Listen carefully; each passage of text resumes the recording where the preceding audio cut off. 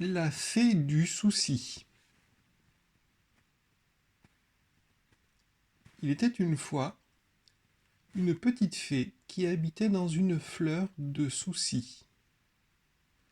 Aussi, on l'appelait la fée du souci. Un jour, Zita Fourmi frappa à sa porte. Coucou, c'est moi, fée du souci. Tu peux m'aider à transporter un grain de blé? La fée descendit de la fleur par une échelle minuscule. Elle essaya de soulever le grain de blé, mais elle n'y parvint pas à la force du poignet. Elle utilisa alors sa baguette magique. Amstram gram!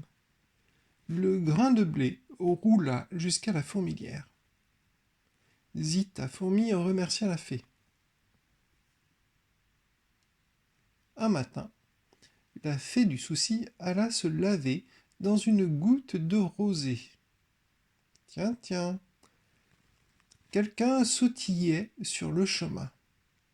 Mais c'est Eulalie Pie, se dit la fée.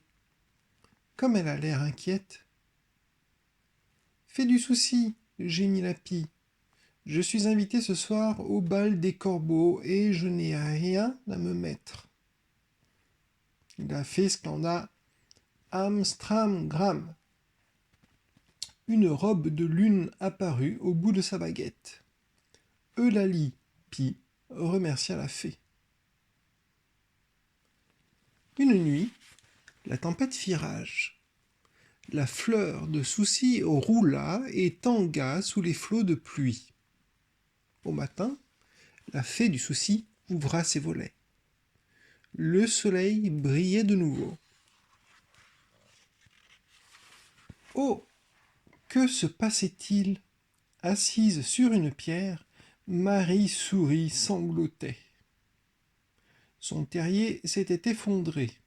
Elle ne savait pas où aller. Amstram-gram, la fée du souci, lui offrit une adorable maisonnette clôturée de haies vives. Marie-Souris remercia la fée.